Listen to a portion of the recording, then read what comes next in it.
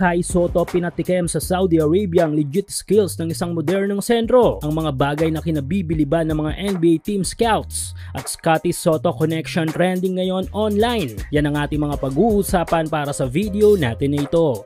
Isang magandang umaga para sa lahat ng mga Filipino basketball fans, especially sa mga fans ng ating pambansang koponan na Gilas Pilipinas, dahil nakuha ng Gilas ang panalo kanina lamang kontra sa Kingdom of Saudi Arabia sa final score na 76-63. Naging magandang laban dahil hindi tulad ng inaasahan ay talagang pumalag din ang KSA sa buong game na nagbigay ng challenge para sa ating national team sa laban na ito. Though underdog nga talaga ang KSA sa laban na ito, ay pinakita naman nila sa harapan ng kanilang home crowd na talagang lumaban sila kontra sa ating pambansang koponan, kaya't hindi na rin sayang ang pagdayo ng ating mga malalaro. Good experience din ang nakuha nila sa naging laban na ito kontra KSA. No more learning experience na kay Coach Tot Reyes dahil unti-unti nang naisasaayos nito ang ating national team. This time kasi ay tila mas naging mapili na ito sa mga malalaro at nag-aim na ito ng panalo, kung kaya't dahil dyan ay nasweep ng ating national team ang kanilang dalawang huling laro ngayong taon para sa FIBA World Cup Asian Qualifiers. Good thing na rin ito para hindi isipin ang mga team sa ibang bansa na nakapasok lang tayo sa World Cup nang dahil isa tayo sa mga host country. Anyway, sa laban kagabi ay muli na namang nag-shine ang ating young NBA prospect na si Kai Sotto. Other dissenting figures na naman ang narehistro ni Kai sa laban na ito, scoring 11 points, 9 rebounds at 5 blocks. At sa laban din na ito ay pinatikim ni Kai ang ilang mga modern big man skills niya na taglay sa KSA. Ang una ay ang kanyang pambihirang court vision para makagawa ng mga pasang hindi kayang ma-predict ng mga opponent, tulad na lamang ng assist niyang ito papunta kay Scottie Thompson. Isang mabilis na drop pass mula sa isang 7'3" player. Siguro para sa ilan ay simpleng pasa lang ito kung iisipin, pero kung susuriing mabuti ay makikita kung gaano ka-risky ang pasa na ito at yung proper timing para mai-deliver ito ng eksakto kay Thompson.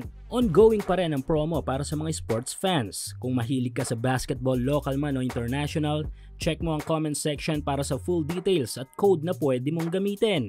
Sunod ay ang pagiging legit rim protector nito na isa din sa mga matagal nang sinusubaybayan ng mga NBA team scouts kay Kai. Bilang isang 7'3" ay kailangan ng kupunan mula kay Kai ang depensang sisira sa offensive setup ng mga opponent, at ito nga ang ibinigay ni Kai kanina kontra KSA. 5 blocks ang binaon ni Kai kontra sa mga ito, at hindi basta-basta tapon ng mga tira lang ang mga nireject ni Kai na yan ha, dahil ang mga karamihan dito ay pasok sa kanilang setup of plays, yung tipong kalkulado na nila na makakalusot sa ating pambato. Pero unfortunately para sa KSA ay hindi naisakatuparan ito. Court vision at rim protector, dalawang mga abilidad na hinihintay ng mga NBA team scouts na mas ma-develop pa ng gusto ng ating pambato. Samantala, no Clarkson, no problem dahil meron na tayong nakitang bagong makakatulong ni Kai sa Gilas. Ito nga ay si PBA MVP Scottie Thompson. Trending ngayon at usap-usapan online ng Scottie Sotto connection na nag-ala Kobe at O'Neal nga daw sa kanilang Lakers era si Kai at Scottie sa fifth window. Pasok kasi ang kombinasyon ng dalawa sa buong laro. Makailang beses na bigyan ni Scottie ng mga contested pass si Kai sa ilalim. Naanimoy matagal na silang magkasama sa iisang kupunan. Kung susumahin ay mas marami pa yatang naipasa si Scottie patungo kay Kai kesa sa matagal na nitong ka-teammate sa Gin Kings na si Japet Aguilar. Kung kaya't malinaw na magandang tandem ito para sa World Cup, pero maliban sa teamwork ng dalawa ay maganda din ang mga individual figures ni Kai at Scottie. 9 points, 9 rebounds, 3 assists at 2 steals din si Scottie sa laban na ito. Kaya 2023 World Cup is bright para sa dalawang ito sa ating national team na Gilas Pilipinas. Again, congrats Gilas!